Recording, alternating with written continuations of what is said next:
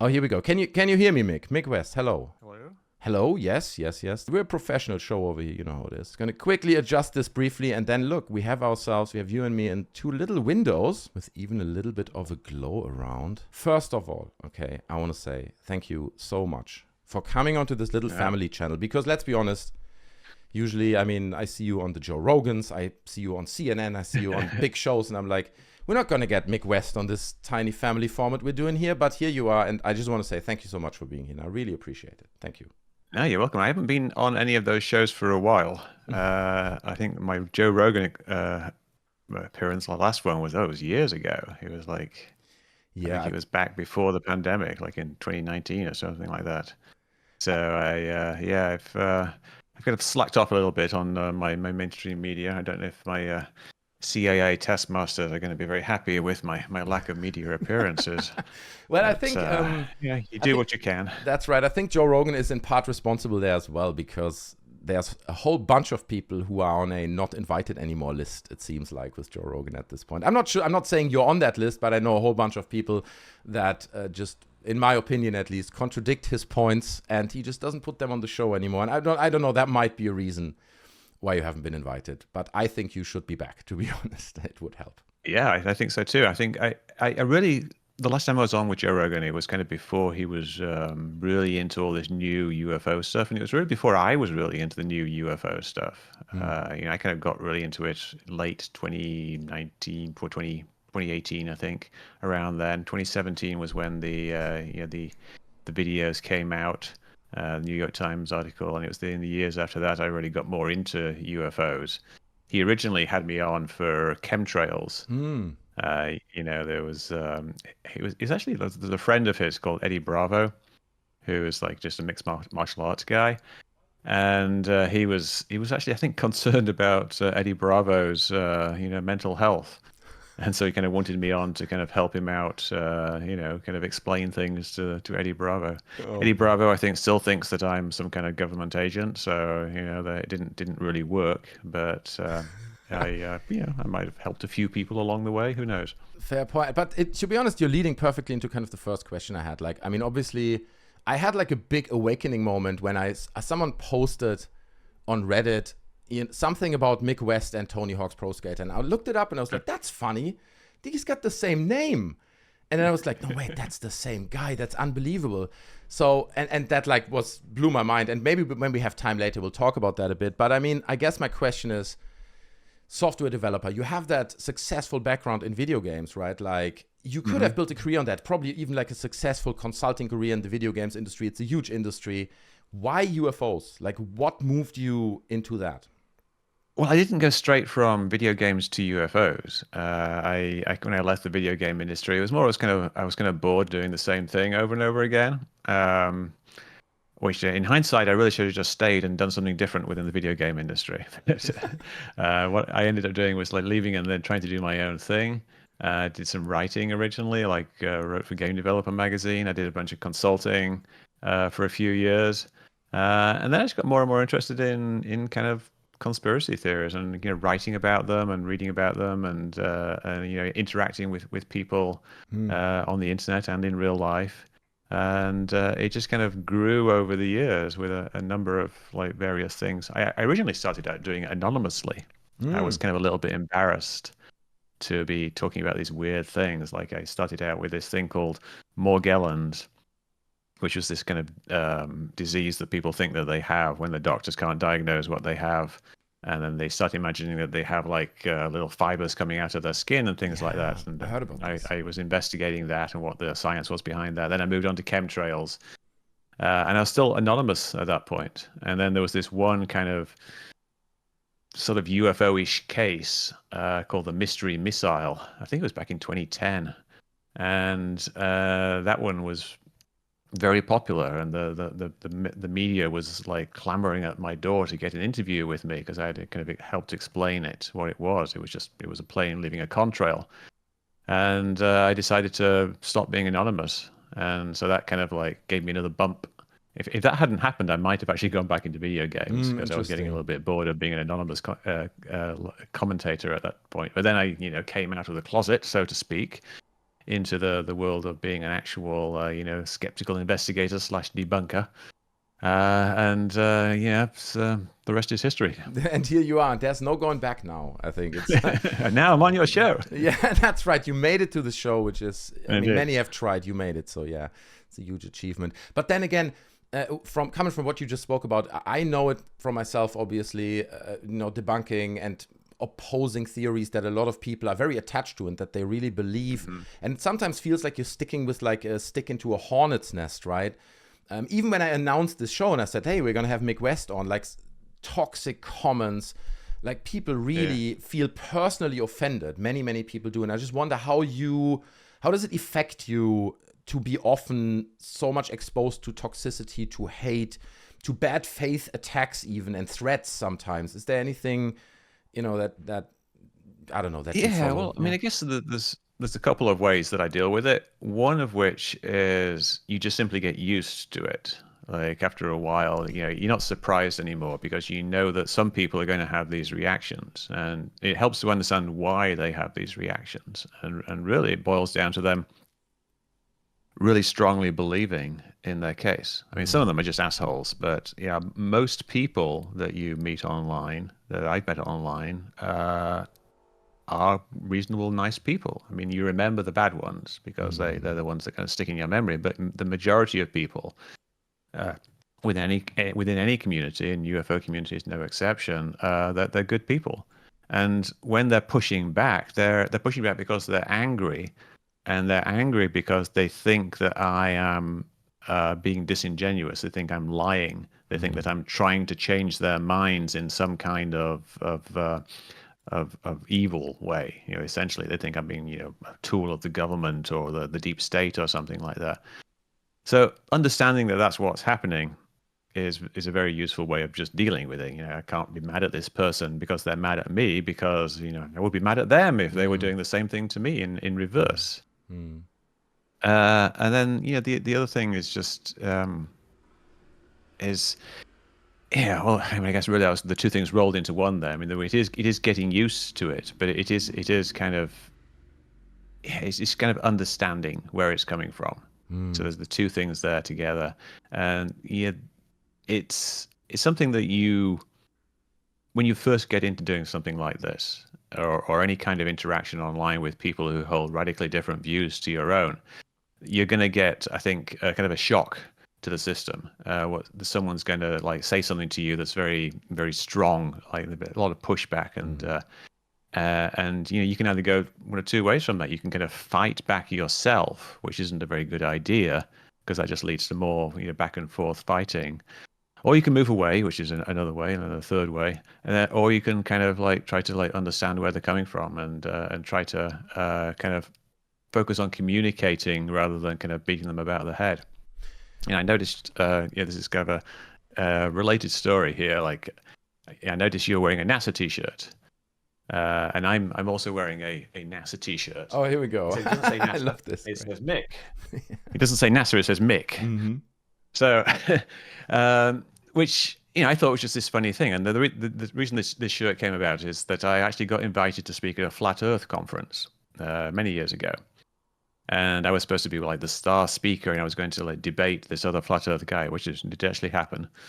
And to prepare for this, I had 3 T-shirts made. Like, one of them was the Newton's equations of motion and Einstein's equations of gravity and things like that on a T-shirt with the phrase like "look up" or something like that. And then the other one was like a famous flat Earth experiment that proved that the Earth was actually curved. And then the third one was this one, this NASA T-shirt with Mick on it. And the reason I did that was that the flat Earth people think that NASA is a big hoax, and like the guy you talked about earlier, they think that space is fake. And so I had this one. And I ended up, when I got there, everyone was really nice. All these flat Earthers were really nice, and they were really nice to me. So I wore the first 2 T-shirts, but I didn't wear this one.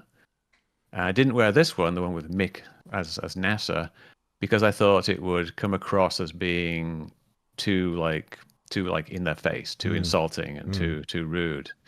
So the whole thing worked out quite well. I mean, I talked to a lot of people, and I met people and that we talked with later, And I think if I just, perhaps if I'd worn this one, it might not have been a bad thing, but just having that kind of empathy and like understanding that people will get angry at certain things is a valuable communication tool. I know it doesn't always seem like I'm being nice to people online, but it is actually me being nice. No, I mean, to be honest with you, I think you are. I mean, the word respect is even in the title of your book, right? Like explaining. Yeah. I can't get the full title, but I know that it's like explaining facts with respect. It's like it's in there. Yeah, well, unfortunately, I when I wrote it, I didn't realize that UFO people thought that debunking was like some kind of, I don't know, evil tool of the government. Yeah.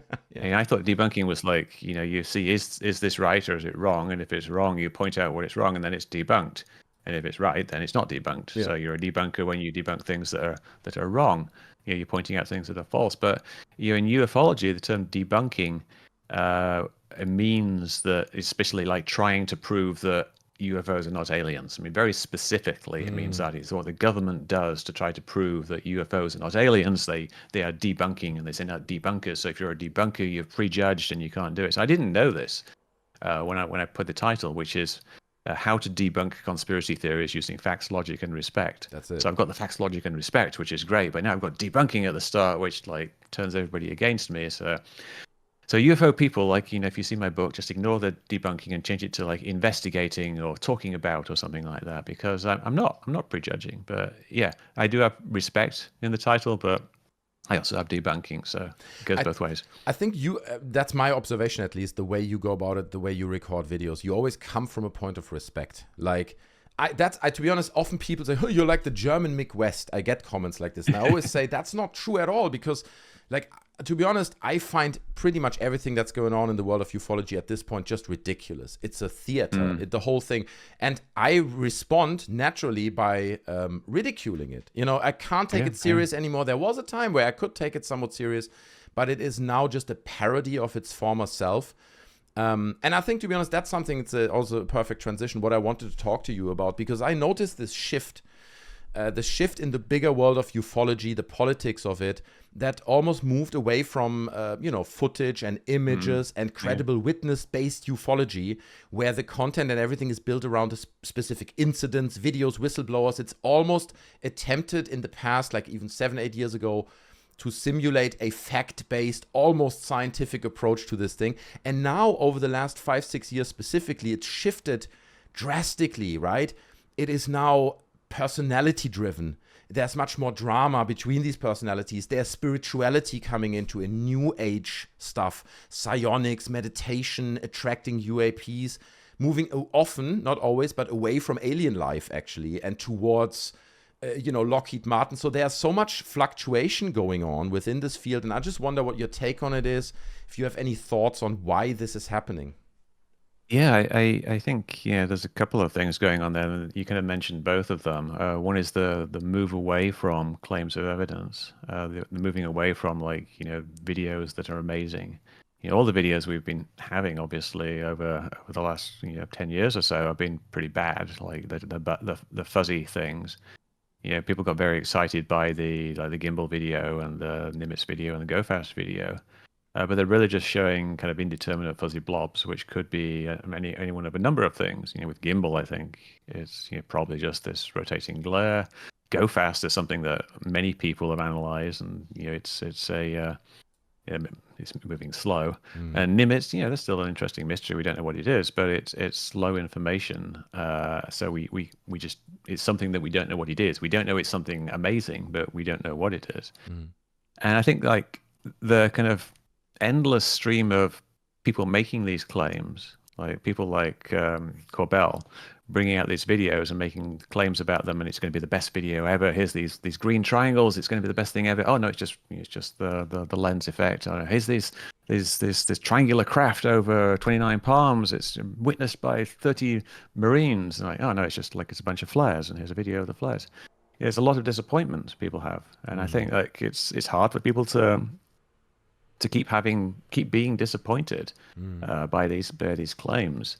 And I think to some degree, the people who are not exactly higher up, but the people in the the upper kind of sphere of ufology have kind of recognized this, and they're going with what works better, which is kind of stories and talking.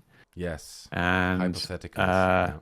yeah, and so you've got the ascendance of people like David Grusch comes onto the scene, and he makes a lot of claims, doesn't produce any evidence, but he's like, he's like the chosen one now. He's the messiah of ufology, even though it's been like over 2 years, I think now, around 2 years since he came onto the scene, and nothing has happened. And there's been like people in Congress have tried to get him in a SCIF, secure compartmented intelligence facility, a room where he can tell all his secrets, and he just doesn't show up. They tried to get multiple people to come in, like Elizondo, and then they had what they called, the Congresswoman, I think Nancy Mace, called SCIF flu, where all three people who were supposed to show up at the same time, were all, I can't come in, I've got a bit of a cold today. Yeah.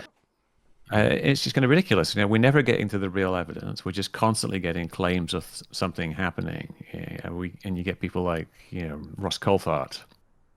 Or the last thing he did was he tweeted out the address of Lockheed Martin. It turns out it was just like an address he'd like looked up on the Yellow Pages, and it was their old building in Burbank, which they haven't used for 20 years or something like that. It's now an office building. It's been completely rebuilt. So it's just people just saying things almost to get reactions. Right. That's how it seems. And I think kind of building on what you said there, it then vice versa, because like you said, like Corbell comes out and like within the short time, you and obviously your forum and Metabunk and everything, like doing such a great work debunking it almost in record time, and then it almost builds also like a fear of losing credibility. You don't even want to come out with a video anymore because they're going to take it apart, and that comes with this fairly big rise of debunking and skeptic movement in the last 5 years, where a lot of people like you and me start to have very skeptical voices. Yeah, and the more people you've got like taking an interest, the harder it is to get away with things. I don't know if you've seen any of my like Skinwalker Ranch stuff, but there was like I did a short video. It's like 5 minutes. I did just 2 or 3 weeks ago, and it was just looking at the claims of one particular episode of the new Skinwalker Ranch stuff. Skinwalker Ranch, you think it's just this stupid TV show, but the people of Skinwalker Ranch have been to brief members of the Senate Select Committee on Intelligence. They've got the lead scientist, the lead scientist in the field, Travis Taylor, used to be the lead scientist for the Pentagon's UAP task force.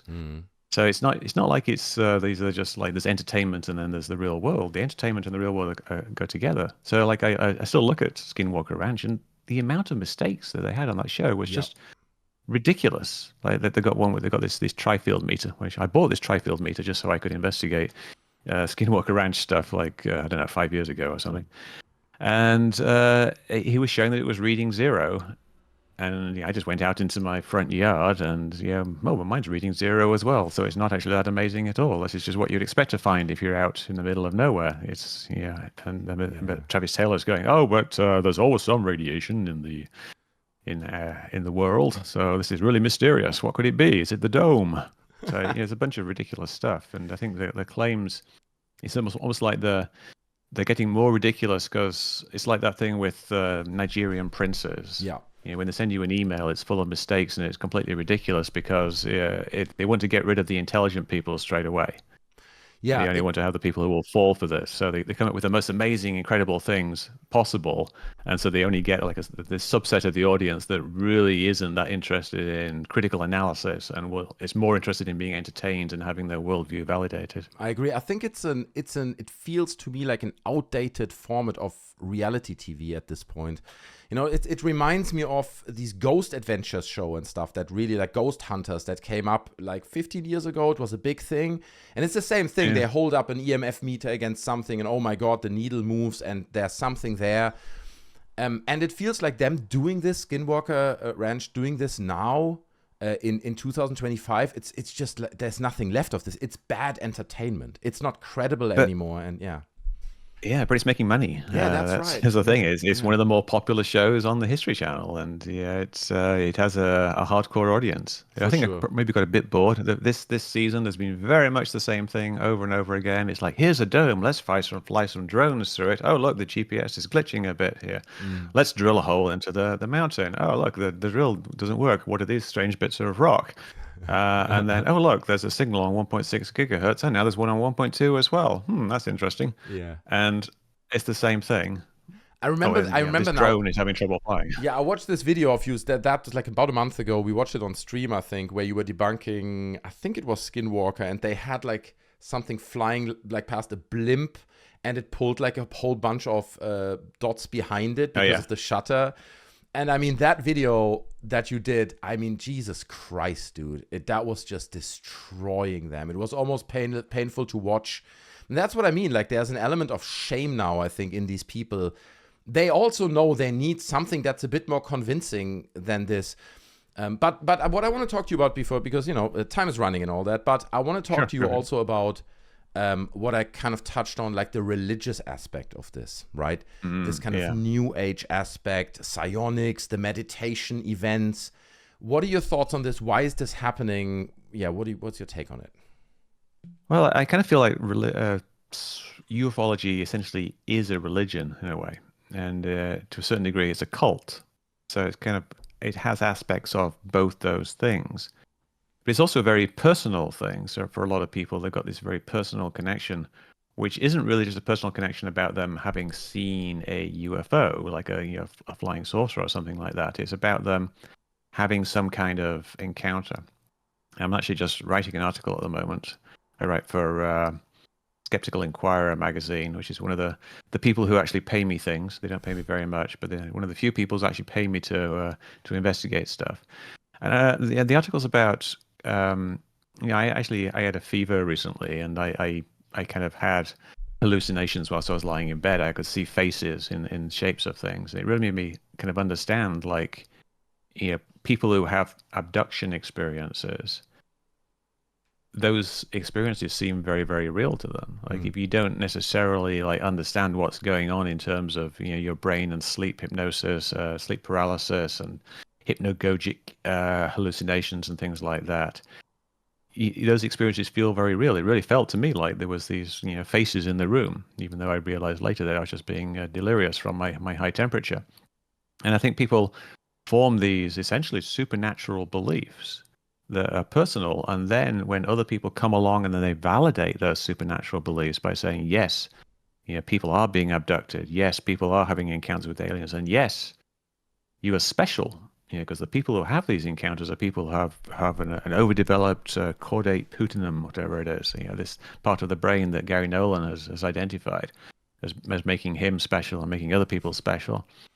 And it's this wonderful validating realization for people, and that, you know, not only are they not, you know, the weird ones, they are actually the special ones. They are the ones that have a special brain, and the aliens or the celestial beings, whoever it is, has picked them to have some kind of mystical encounter. And, you know, not just like seeing a light in the sky again, it's people actually being visited in their bedrooms, or, you know, being stopped on the road and lights hovering over their cars, you know, experiences that are essentially supernatural. So the rise in the supernatural is just simply tapping in to people's own personal experiences and their own personal beliefs. You know, there's a lot of kind of religion in especially in the United States. A lot of people, you know, are raised with quite strong religious beliefs, and that, I think, has an effect as well. And now you've got people like Gary Nolan saying things like, you know, the woo is just around the corner in ufology, and wherever you look, you know, there's always woo. One of his friends is a medium, Tyler Henry, who's the medium to the stars. And then you know, you've got this psionics thing. Yeah, there's a bunch of people, you know, they're ex-soldiers, and they seem to honestly believe that they have psychic powers. And it's really no different from water divining. You know, people doing dowsing with these rods. You know, if you spend enough time looking for something, you'll find something. You spend enough time looking at the sky, you're going to find something. But if you believe that you are special, and you believe that you have the power to do something, like summon beings or take control of their craft, and there's no way of really testing that other than the little dots appearing in videos, then it's going to happen. And who knows why these people are where they are now and why they believe this, but, you know, clearly they do. And it's very enticing for other people, and so, you know, they get a movement. Yeah, I agree with you. I think we're living in, for many people, very challenging times, you know, financially, economically, global. Like there's so much stuff going on, and a lot of people, they're losing their life standard. It's not going as well as it maybe did 5 years ago. And it also already wasn't going great 5 years ago. And then to have, like you say, this feeling of feeling special, being part of this group, right? Humans are intrinsically driven by inclusion into groups that, that confirm your bias and narrative, and that makes you in part feel human because you're part of them and they confirm what you believe. And ufology, and like you said, the idea of demons, and often you see it blends into, psionics and demons and heaven and hell and all that, especially when it comes to ufology and it all linking back to aliens who may have been here. It seems more tangible let's put it this way. It feels like a 2025 version of a religion. If you look at the Bible, it's outdated. This is the new version. That's how it feels. Yeah. I mean, like a lot of people, like I said, are religious, and even like the former head of Arrow was the deputy head, but was the acting head for a while, Tim Phillips. He said he believes in the supernatural. He says, I'm a Christian, so I believe in the supernatural, and so I think that there could be beings going on. He was the head of the Pentagon's body for investigating these things. He's generally a pretty rational and science-based individual, but he's also a religious person. And I think when I grew up in the UK, religion and science were what Stephen Jay Gould called non-overlapping magisteria, NOMA. And there were two separate, almost like realms of thought. Like you can think about science and you can think about the physical world, or you can think about God and angels and this other world, but they don't overlap. There's a non-overlapping thing. But increasingly, especially after I moved to America, but increasingly in recent years with the stuff I've been looking into, you see where the overlap is. You see that there are people in the Pentagon who believe in demons, who are worried about investigating UFOs because they think that UFOs are demons or perhaps angels, and we shouldn't be messing with either one. And you see these people who are ostensibly nuts and bolts ufologists saying, I'm just investigating what's going on. No one said aliens. They're actually saying, well, it might be like, celestial beings from a higher dimension coming down to ascend humanity to the next level. But no one's talking about aliens. So there's very much this overlap, and it's something it's easy to ridicule, but it's also something that is very, very real for millions and millions of people. And if you want to kind of communicate with these people, you can't just ridicule them and say that's ridiculous. Then obviously they're not demons. Yeah, you can say, well, I can see why you would think that with your background. But I don't think it's demons. I'm an atheist. I don't believe in any kind of thing without evidence. Religion is essentially belief based on faith. Faith in something existing, but no real evidence of that thing. And I like to have evidence for the things that I believe in. So that's probably why I come across as a bit overly skeptical when it comes to UFOs. But I'm very much evidence based, and I think that other people should be too. But they don't think that. People don't think well, we should have that. We should have faith. And Jesus said, blessed is he who has not seen and yet believed. It's written in the Bible that you should believe in things without actually seeing them. Yeah, and I mean, that's in part a big reason why I'm doing what I'm doing, because I also notice a lot of these things that you speak about or that I speak about, to me, they're obvious. It's like, nobody should explain this. It's fairly obvious. I don't consider myself particularly bright, like there are loads of people that I met in my life that are way smarter than I am, but even I look at this thing and I'm like, okay, like this is pretty clear that that's not aliens, for example, coming from space. But yet, like you said, there is like this tendency of people that just prefer, they almost choose to believe, right? The famous saying, I want to believe. And it's like a thing where they choose to believe, and it often, if in my observation, aligns with the right political spectrum. I mean, recently we saw Representative Eric Burleson visiting the Buga sphere in Mexico, right?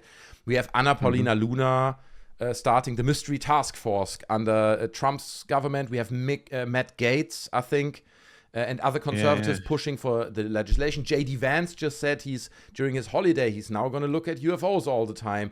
So, I don't know, can you speculate to why the UFO bubble seems inherently to be so linked to that political side?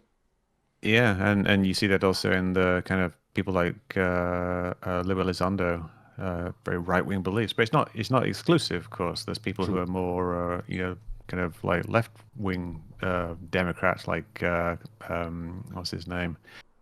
I can't remember his name now. Chris Mellon. Chris Mellon is, Oh, yeah, right. he's kind of a polar opposite, really, to Elizondo. But yeah, there's definitely a bias towards being right wing in ufology. I did surveys on it, and it's something like 60-40 or something like that. Mm, But I think it's to do with, one is just the inherent distrust in authority, which is more prevalent in the right wing because they're more kind of about individual mm, freedoms rather than community, building things up as a community, which is more of a left wing idea. So they're more against the government, and so anything that's like saying the government is hiding things is more likely to be a kind of like a right wing thing. yeah, But also, right wing people tend to be more religious. true. I don't know exactly why that is, but it's an observation that's pretty clear that people who vote Republican are more religious. They have stronger religious beliefs. They're opposed to abortion. They believe, quite often it's Christian beliefs, mostly Christian beliefs, and they believe, in the some of them believe in the supremacy of the Bible over the Constitution and things like Mm, that. mm, So it's something that, if you have these strong religious beliefs, you're opening the door to supernatural beliefs. And if you're open to supernatural beliefs, it's very easy to be open to the idea of UFOs being some kind of supernatural thing, even if that supernatural thing is really just aliens, mm. which is somewhat supernatural because it's beyond the natural that we know to be real right now, but not really. But also, since there's this big drift now into the kind of the more esoteric spiritual realm of ufology, that appeals more to the right wing. So I think it's just a combination of things that kind of correlate really with the right being more religious and anti-government. Yeah, more receptive. It's more like a fruitful breeding ground for those kinds of ideas, I guess. That makes sense. One more thing I wanted to ask you, and this is a question that actually came from one of the viewers when I asked, and if people have questions for you, this comes from Unspec Services, and he said, we can see initiatives like Jesse Michels' work being in part funded by Peter Thiel, right? Why do you think someone like Peter Thiel, who's obviously involved with like the military and Palantir and, mass surveillance, and it's not exactly like ethically great things. Why would that guy be in bed with ufology? Why would he even care to fund something like Jesse Michels? Well, I mean, probably three reasons. One could be personal interest, like you might find the topic to be interesting. Another is that it could view it as being a disruptive force in society and in government. If you can foster the idea that the government is lying to you, then it makes it easier to instigate change. And Peter Thiel wants essentially to destroy democracy. He wants to institute a kind of a tech broology of people who are like him, who know what they are doing, and are very rich because of their hard work and their luck in technology. Because he thinks that they know better than the masses. And then the third one is that he might actually think that there is some truth to the ideas of like crash retrievals and things like that, and so there could be money to be made. A lot of people who are into like kind of speculative ufology, the people who do startups, they think that there's really two ways that they go. One is that they think that they'll make a bit of money, like setting up databases and doing UFO AI classification for the government, so they can try to solve UFO cases. That's people like Enigma Labs and other people. And then there's people who think that there's something to it. Like we got to try to analyze these metamaterials and figure out what's going on, and maybe we'll use AI to figure out metamaterials, and we'll create these new materials or these new methods of propulsion that'll make us a lot of money. And that's people, like going back to the Stars Academy. They originally had these ridiculous ideas that they were going to build a spaceship in just a few years by studying UFOs, because they were basically delusional. And I think that Peter Thiel is a type of person who likes to have fingers in many pies. And so he thinks, oh, well, I can toss in like $10 million into UFO research, and it could be something that returns $1 trillion. Yeah. So it's kind of it's a long shot, but it might be something that makes a lot of money. And you might also see these other benefits as well. It's kind of cool. And it's a good way of like poking holes into people's trust of the government. Yeah, I mean, you're right. It links to the question before, like the political side of UFOs. And now with Anna Paulina Luna and under the Trump government, we see it coming. It almost feels like it becomes like an element, I don't want to say an element of control, but it almost feels like they're intentionally using it in order to lure people into this belief, and get them on board, which kind of begs the question, do you feel the interest in UFOs as a subject is increasing or decreasing? And are there more believers? Because I always feel we see more and more people, like the bubbles of actual believers is getting smaller and smaller. What do you feel about that? Yeah. I think you can't really just put a single number on it. You have to kind of think of like the different types of people who are into ufology. Like there's the general interest from the public, and I think that waxes and wanes, and it's kind of gone up a lot with all the David Fravor stuff back in the day, and with recent stuff. But I think that's kind of waning to a degree. And then you've got the ufologists themselves, and they're kind of like they're hardcore interest, and really pushing for disclosure and everything, and that's something that's also going up and down.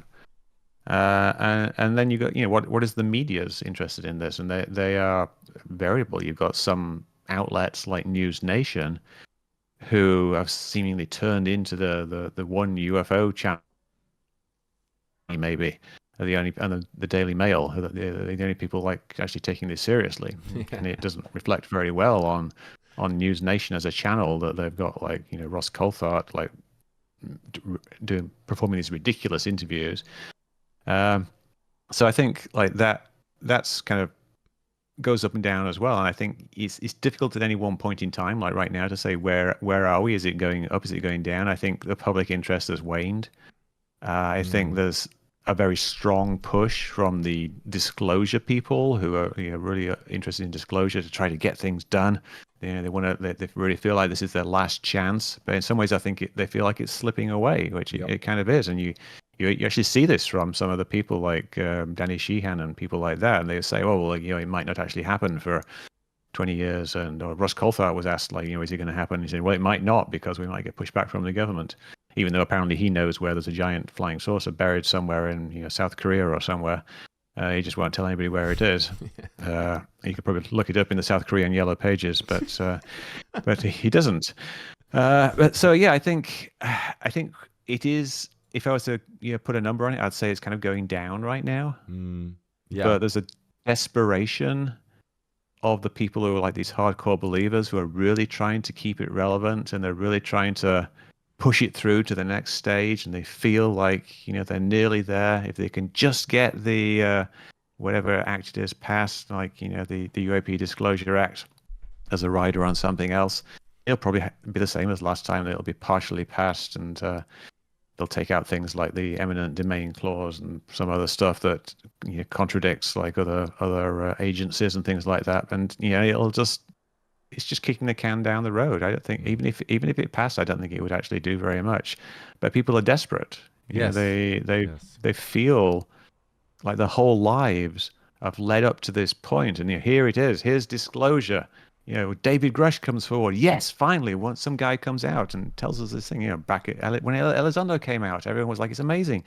David Fravor tells his story. It's like finally someone comes out of the government and there's shown us that UFOs are real. Like they set up a task force. Oh yes, they're taking it seriously. They set up another task force. They're taking it even more seriously. Yeah. Arrow comes along. They're taking it seriously. Oh, but not like that. Though. No, you shouldn't be debunking things. You should be like, promoting things. And you shouldn't be investigating the past and then dismissing it. You should be investigating the past and then promoting like Roswell as being a real thing. So it's like their wishes are coming true in that it's been taken seriously, but by taking seriously, you're having serious people look at it, and it's not what they hoped. Yeah. They're not getting the validation that they wanted, and now I think they're kind of getting a little bit more desperate, or perhaps just sliding off to the side into this kind of subculture of mysticism, which is what UFO is quickly becoming. Yeah, no, I agree. I feel the same way. I feel it's because I get also, I mean, it's always just anecdotal, but I get so many comments under my videos of people saying, dude, I was so deep in the rabbit hole, but I've been watching your videos and, you know, Mick West videos and a few others. And like, now it's like a parody. Now, if I go back and watch these documentaries, it's like a joke. So, I mean, I feel the same way because it's also not like crazy complex. I always feel that with UFOs, we have created this thing in our own head coming from Roswell in the 1940s, going over the decades, the 1970s. You know, it always came back, whether it was in pop culture and Spielberg movies or whether it was Bob Lazar. Stories kept coming back, and I think we have, that's my opinion, created this false reality of UFOs, and it's been so often reiterated and repeated in pop culture, in news shows, oh, sighting here, sighting there, that we have collectively somewhat accepted this rather absurd theory as reality, and we are much more willing to accept it and to say, yeah, that could be a UFO. When if all of that wouldn't have happened and you would put it in front of someone and say, this light in the sky, a spaceship that traveled billions of light years, everyone would be like, what the hell are you talking about, right? So that it's fascinating to me how we have slowly normalized this really absurd narrative over like 70, 80 years. Yeah, I think like it's a difficult thing to unnormalize as well. It's basically impossible. A challenge I face a lot is repeating things. Like there's one particular case, the Chilean Navy case, which I investigated back in 2016, nearly 10 years ago, which turned out to be a plane. And we proved it to be a plane pretty quickly. And since then, we've done even more work on it, and we've identified things like other planes in the video. So you've synced it up perfectly with the ADS-B track. And yet, yesterday, someone posted the video, and like they were saying this is the one video that the government doesn't want you to see, and this proves that UFOs are real. And what is this thing that is spraying out the back, and why is this being censored by YouTube? The things just repeat over and over again, and people's memories are short. Like I said, that one was 9 years ago. So there are like people in their late teens now who are like 8 or 9 years old, or even younger when that first came out. So they had no idea back then, and they come of age, or slightly of age, and then they discover these cases, and they don't know how to look things up on the internet, and so things start to repeat, and we get a cycle. It's the same kind of cycles in 9/11 conspiracies. That was over 20 years ago, and that's very much repeating. There are people now who weren't born until 10 years after 9/11 who are getting into 9/11 conspiracy theories because it's like, oh my God, look at this amazing trove of information on this YouTube channel. So it's a very difficult thing to kind of cure people of, for want of a better word. It's not like they're sick, but they in some ways they've been infected by false information. And you can cure individuals and you can cure groups, but society as a whole kind of likes this type of thing, and so it naturally recurs. I have this kind of way of thinking about conspiracy theories as viruses, and viruses are prone to mutation and natural selection. And so are conspiracy theories. So conspiracy theories will either die if they're not very good, or they'll survive if they are good, and they'll mutate, and you'll get better versions of them. The better versions will survive. So eventually what you're left with is this really, really difficult to debunk version of the conspiracy theory, because it's kind of like developed into this self-sealing set of claims where every counterclaim is given as evidence of a cover-up, or it's twisted around in some way. And over the years, you get things that are almost impossible to address because they've just evolved over the years into be these ridiculous conspiracy theories that can be believed by people, but you can't really get your hands around them. And it's like with ufology, it's going that way because it's moving towards the spiritual. And the spiritual is an aspect of the world, that you can't just point and say, oh, that's not right, because the spiritual is a very personal thing for people. Yeah. And it's naturally built upon faith, and it's naturally built upon anecdotal evidence, and it's naturally built upon evidence that is immune to scrutiny, because if you scrutinize it, then it will go away and hide. So it's I think that's partly why it's moved in that direction. Yeah, I think that makes a lot of sense. Yeah, I think, and part of that is then also this move that we're currently witnessing. Again, partly the spiritual, going to the spiritual realm, but then also the whole. It's actually not aliens. It was the government all along, and it's Lockheed Martin, and it's TicTac, and it's this leaked military. That's another thing. Are you willing to speculate, like, what's really going on there in that regard? I think that's just a repeating of an old story, essentially. The coming out and said Ross Coulthart, like, I know for a fact that it's Lockheed Martin. He doesn't know. Someone's told him that, and he's got no evidence whatsoever. He's posting like addresses of places that don't even exist. His past record has been pretty terrible in posting any evidence whatsoever. So I don't think there's anything to it. And I also don't think that Lockheed Martin had like anti-gravity technology 20 years ago when the Nimitz case happened. I don't think that there's this whole parallel set of science like that's working in secret.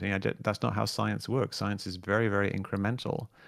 When we come out with things like the B-2 bomber, the stealth bomber with weird angles and things like that, that's essentially just an incremental advance on technology. It isn't like groundbreaking. Well, it is somewhat groundbreaking, but it's not like physics groundbreaking. It's just we did these angles which we calculated by computer, and this is what reflects the radio waves from radar, and we've put the engines on the top of the plane instead of the bottom, so you can't see them from the ground. It's not like rocket science, and rocket science isn't that complicated either. And the B-2 bomber, the reason why it's that weird shape it is just because the computers back then weren't powerful enough to figure out how to make it curved. And the new fighters are all curved now because we've got much more powerful computers. And that's because the science is incremental. We had these weird looking planes back then, not because it's like some incredible advance on science. It's because the computers were crap back then, and they couldn't figure out how to make the exact mathematical surface that was needed. So they approximated it with flat surfaces. Yeah. I don't think that there is this secret science. But this secret science thing is something that you see all the time, like with chemtrails. I spoke to a lot of climate scientists and meteorologists, and they're all like, no, I've never heard anything like this, and no, we're not doing that. We wouldn't be trying to change the climate anyway because we don't know how to do it. I've spoken to the top people in geoengineering research, the people who have actually been researching geoengineering for years, geoengineering for years, and they just said that there's no science there to actually go out and do it yet. We need to do some experiments. But then you've got, on the other hand, people saying, oh well, they've been doing it since the 1990s, which would mean there'd have to have been scientists who are geoengineering experts back in the 1990s or the 1980s even. It doesn't make any sense. It doesn't make any sense that Lockheed Martin has this technology. Dr. Stephen Greer claims, I believe, that we cracked gravity in the 1950s.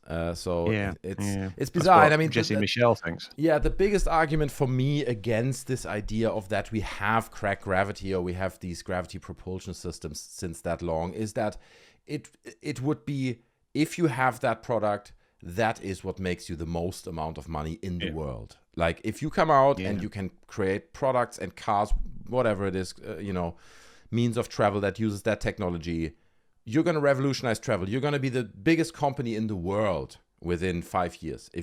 So how does it make sense that they withhold it? Even if the argument, some people make the argument and say, well, they're withholding it because of a military emergency. Then we have the advantage. If we go to war with China, then we have the end. But even then, I'm sure if we have it since 20 years or longer, you could put like a basic version on the market and withhold 2/3 of the technology for the military purpose. It makes no sense. That's what I mean when I say we have established these things over 70 years, right? And we now have them so established in our collective reality that we accept them to be real. But if you filter them through an objective, does this actually make sense? often it doesn't, and it just crumbles. It doesn't, but it does to them. Yeah, Because that's this true. is like what I was talking about earlier. It's these self-sealing conspiracy theories. You poke holes in it and the holes seal up.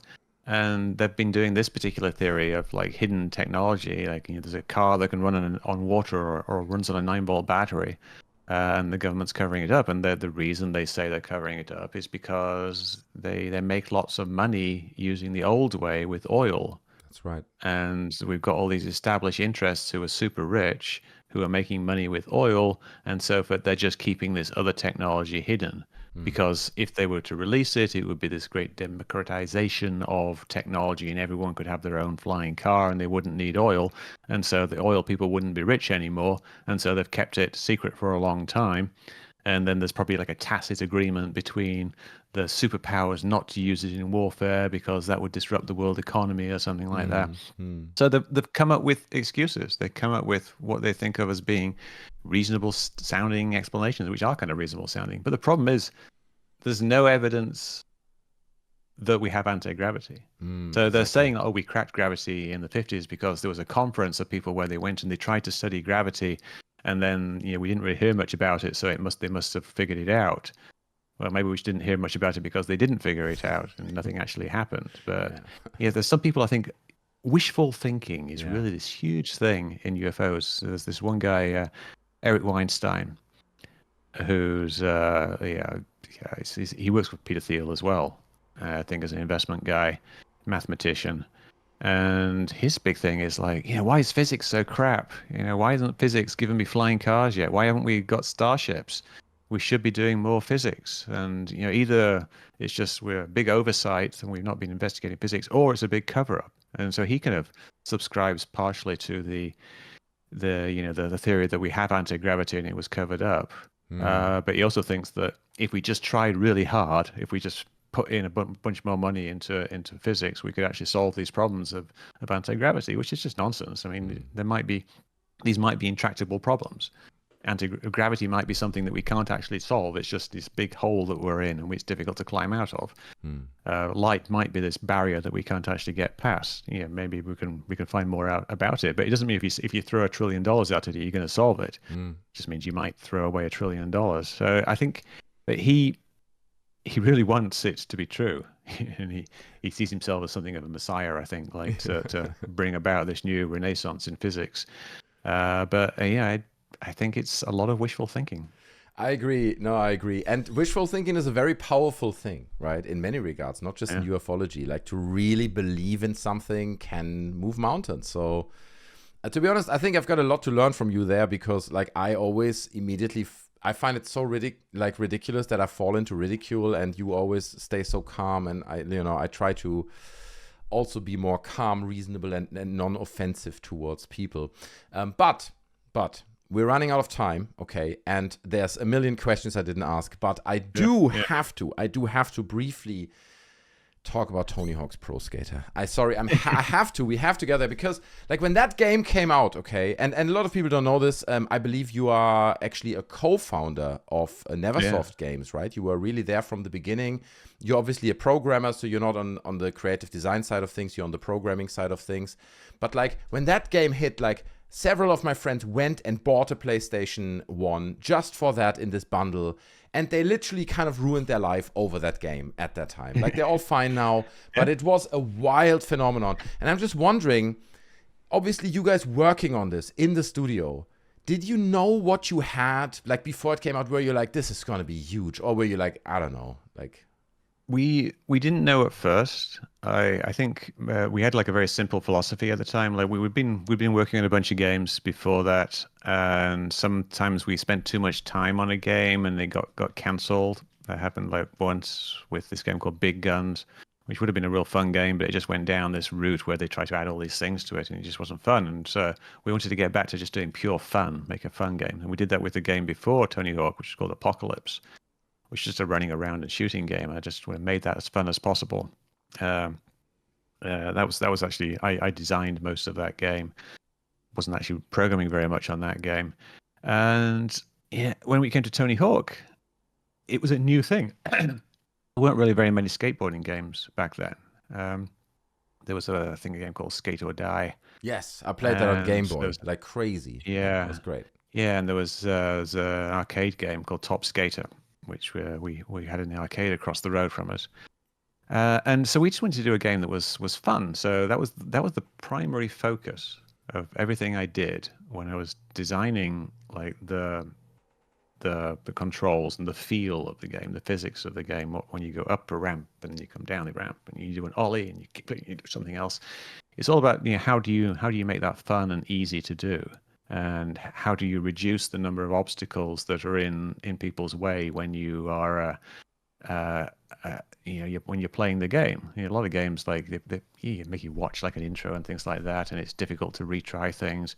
We had this very quick retry system in Tony Hawk where you just pause, retry, and you're back doing it again. So you pause, retry, you try it, it didn't work, pause, retry, do it again. So it was like very, very easy to repeat things and focusing on the fun part of the game. Or you can just chill, you can do a run around in pre-skate.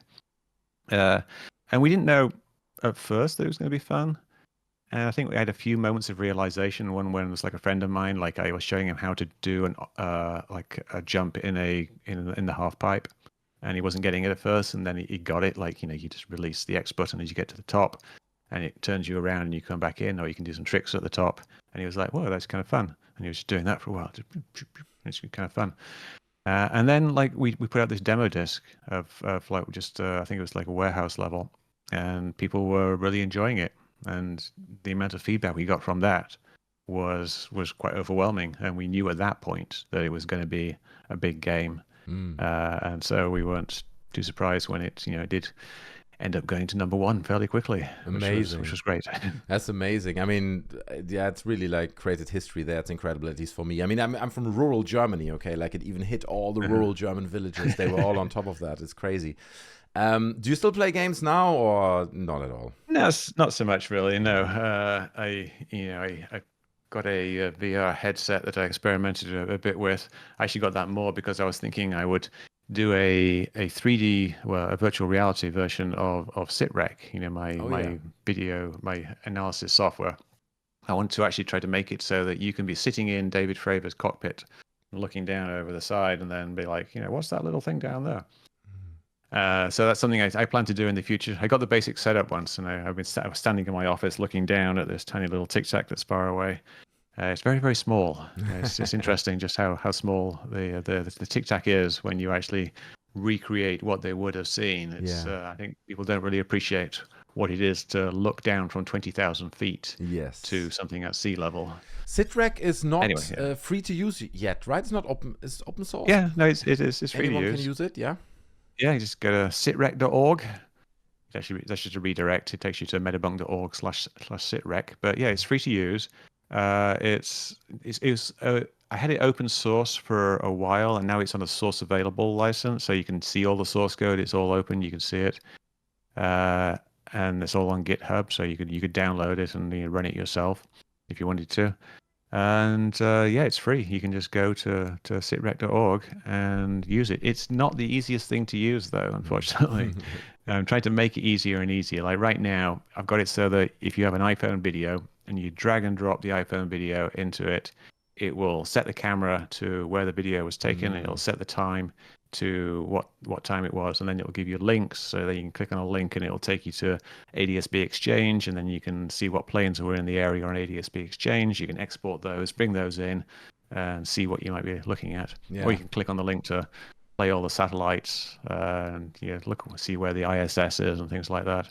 Yeah, it's a little bit fiddly to use. I need to make more tutorials. Yeah, that's what I mean. But I think you did some tutorials. I really need to get into it because I would almost say it has almost revolutionized the space. I mean, we've seen what happened with even stuff like the Elizondo crop circle that came out recently. Flaki is doing an amazing job constantly left and right debunking videos using Sitrec. It's brilliant. So it is, it's almost, again, it's one of these moments where it's like, it's so obvious, right? You just need a software that pinpoints your location, and you will be able to see 90% or more of what's happening in the air. Yeah, I think it's kind of a change in ufology in a way. Like back in the old days, things were very difficult. I mean, it's not just Sitrec, it's the fact that you can actually get all these, you can get the positions of all the satellites at a given point in time, and you can get the positions of planes at a given point of time, and you can get things like weather, and you can do accurate maps of stars and things. And that just would have been impossible, like, certainly 20 years ago, and to a certain extent 10 years ago. Yeah. And now we've got a tool where you can just drag and drop things in, and I know people use it all the time. I know people use it for like pilot reports of what are Starlink satellites. They think that they're something else, but they turn out to be Starlink satellites most of the time. And we use it for a lot of. There was the drone case in Wright-Patterson Air Force Base. They didn't use it, but they should have done. But after they released the videos, I could just drag them, drop them in now, and it takes you to where it is. And I could now with the way I have it set up now, it takes like 5 minutes to find which plane it is. Yeah, if that. It's brilliant. And then not just find the plane, but do a full 3D recreation of that plane. Yeah. From that point of view, I'm actually adding like landing lights and nav lights at the moment to make it even more realistic. I'm just constantly updating it. Are you working on it alone, or is it people on Metabank on the software, on the code as well? No, I mean the programming is pretty much all me. It is all me essentially. There was a few other things that people did for things that they wanted. Like there was one guy, LBF, who wanted to make a console version so that we didn't have to have the web browser version of it. So he did a bunch of changes to it for that. And then some other people wanted to run it within a Docker container, which is just a way of setting up a local web server. So it's, but yeah, I think 99.9, literally 99.9% of the commits on GitHub are all from me. Amazing. It's incredible. Is there anything else you want to plug, you want to put out there? I mean, not that we have huge audiences, but something you want to put out there? Well, then if you want to ask me some more questions from the audience, I'd be happy to. Okay, fine, because I was about to end, because I think we're running out of time, but I do have a segment prepared that's the quick fire question round, okay? Yeah, sounds good. And that is just questions from the audience, and maybe we can try. Answer. Yeah, let's try to keep the answer quick and short. About 50 of them. Yeah, no, it's just 4 or 5, so it's pretty simple. So many people asked, this was probably the most asked question from people. Are there any cases you could not explain, even you tried really hard? Lots and lots of them. But the reason I can't explain them is because they didn't have enough information. They're in the low information zone. So there aren't any really interesting cases that I can't explain. There aren't any ones that are definitely anomalous. There are just things that are difficult to tell what they are. Yes. I agree with you there, yeah. I mean, there's always the Captain Fravor case, right, that people put, or Commander Fravor that people put forward, which is unexplainable. Yeah, that's the most interesting. It is a very interesting case. I love this case as well, because I do consider him a very credible witness. I don't think he's making it up. What it is a different question. But then jumping from that to, is it aliens? That's a whole other logical leap. So anyway, Bradery with 3 Ys asks, has Mick ever, in the course of a debunking investigation, suspected he stepped on a proverbial pressure plate where there was a moment of, that's a curious level of concern of me asking questions? I guess he's saying, have you ever done something where like you suddenly got emails or like things where you're like, oh, that's concerning, I shouldn't keep going there? No, and I'm slightly surprised the lack of pushback I've got from anyone. Like I think the big people like the Elizondos and whatnot of the world, they feel like their best approach is to ignore me.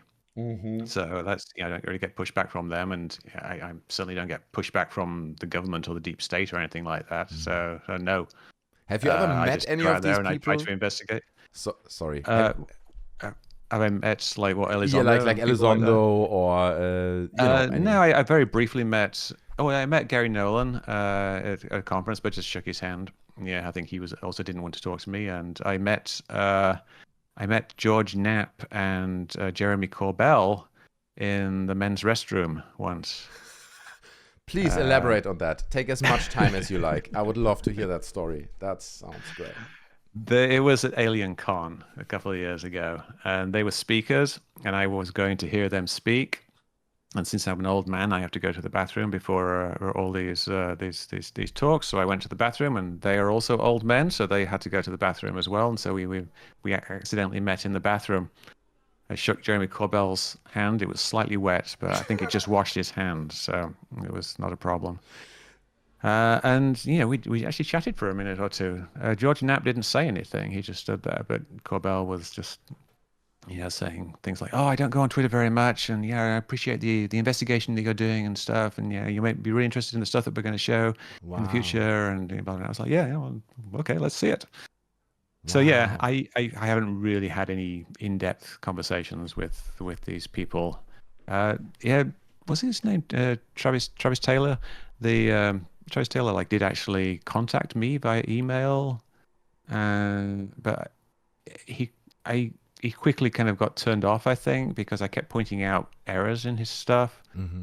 And then he kind of went off in a huff and said like, "Oh, I tried to be nice to Mick West, and all he does is, point out things that I got wrong." And he blocked me on Twitter. Never heard from him since. And now he's told what's his name from Skinwalker Ranch that I can't go to the ranch anymore. Well, ever. That's a shame. I was Brandon Fugel invited me to the ranch, and I think Travis Taylor has put the nix on that. That's brilliant. That's a great story. But I'm surprised. I'm surprised, but like that, someone like Jeremy Corbell shakes the hand. He's respectful and all that. I appreciate that. Jeremy Corbell is a lovely person. I'm sure he is. You see him interact with people. He's the type of person you want to have a beer with. He's friendly. Sure. He likes people, and he believes in them. And sometimes he's a bit of a dick. But most of the time, I think he's this lovely, personable guy, and which is why people end up trusting him. I think he really believes. I think he knows really, nothing at all. Yeah, I think he's the guy. He knows nothing about analysis. Yeah, exactly. Yeah, I think he still really believes. He believes the Bob Lazar story. He does this because he's convinced there's something there. Anyway, next question. Swagi Kuro asks, what is Mick's favorite video game of all time? Difficult question, I guess. Tricky. I think Half-Life 2. Good choice. That's a very good choice. I think maybe Halo. I don't know. I have this when I haven't played any for a while, but when I like playing like first-person shooters or third-person shooters, and I really get into it and just have to play it all the way through until you get so my wife doesn't see me for a few days. But yeah, I like games like that, and I like Half-Life 2 is a very well done game. True, that was a great game. Pretty old game. True, and they would Valve would make so much money doing a third thing. They just don't care. They're like, oh, who cares? I know. Valve is very rich. That is true. They don't care about money. Aris Martio asks, an honest opinion on the whole UAP UFO subject overall. Is it all a money grabbing on industry, or could there be something more nefarious to the subject?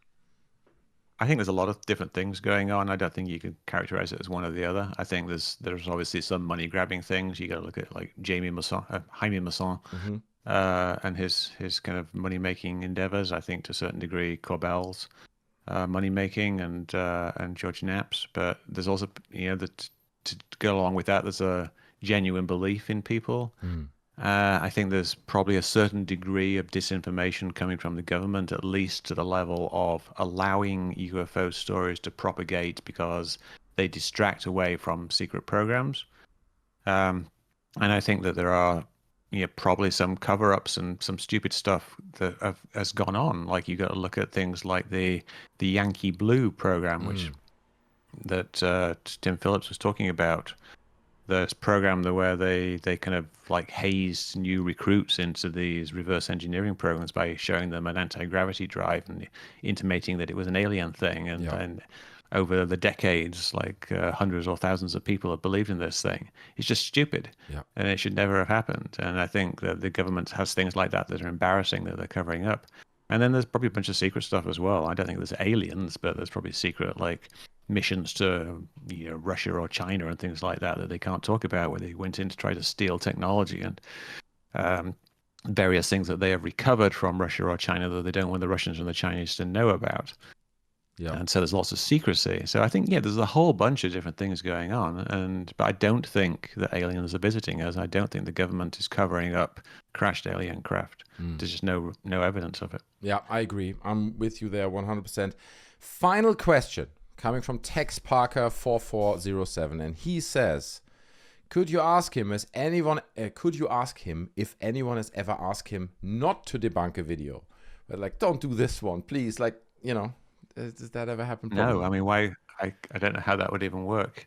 I mean, people send me videos privately. Right. And they said, you know, I want to know what this is, but I also don't want to get my name out there, so please don't show it to anybody. So they do want to, you know, even some of the big names in ufology have actually contacted me. There's, you know, people that I can't name, obviously, because they asked me not to. Yeah. One of the guys sent me a video that he took from a plane of a UFO that he thought was a UFO, and other people thought were UFOs, and we were like, oh, this is amazing. And he sent it to me, and I stuck it in Sitrec and figured out it was just, you know, a couple of other planes he was looking at. But yeah, no one's ever told me not to look at things or anything like that. I mean, I haven't had a hint of any type of deep state conspiracy. Interesting, right? You know, I've dealt with people who are, you know, involved with investigating UAPs, but they're just normal people, and they're just people who, you know, it's part of the mandates of the government. They've got to like look into UAPs, and so they do, or for some other reason they're looking into them. But then they're looking into like, what is this video? Like people like, you know, here's like, you know, these drone videos. What do you think this is, Mick? And there's nothing nefarious going on. I haven't a single hint of it. Yeah. I heard these stories from other people, but you know, no one's ever contacted me and told me to not do anything or to do anything, or that there might be anything. Yeah. I mean, I think that's kind of where the question was hinting at. Like, is there like a deep state thing or something? So I kind of knew the answer, but same with me. I've never encountered anything that goes into that direction. It's just not real from my point of view. But Mick, that was incredible. To be honest, that was probably the highlight of this channel, right? Okay, this was like, for all the years of me doing this was like a huge moment for me, the community, everyone watching. So I really appreciate you coming on, taking the time, and even going 10 minutes over time. So I really appreciate it. Happy to do it. I'm super happy of the work that you're doing. Keep doing what you're doing, and maybe in the future, at some point, we can do this again. Maybe one day. Sure. Yeah. I appreciate it. Get those questions lined up. That's true. People have loads of questions. I appreciate it, Mick. Thank you so much. See you next time. Take care of yourself. Okay. See you. Thank you. See you. Bye-bye. Bye. Bye.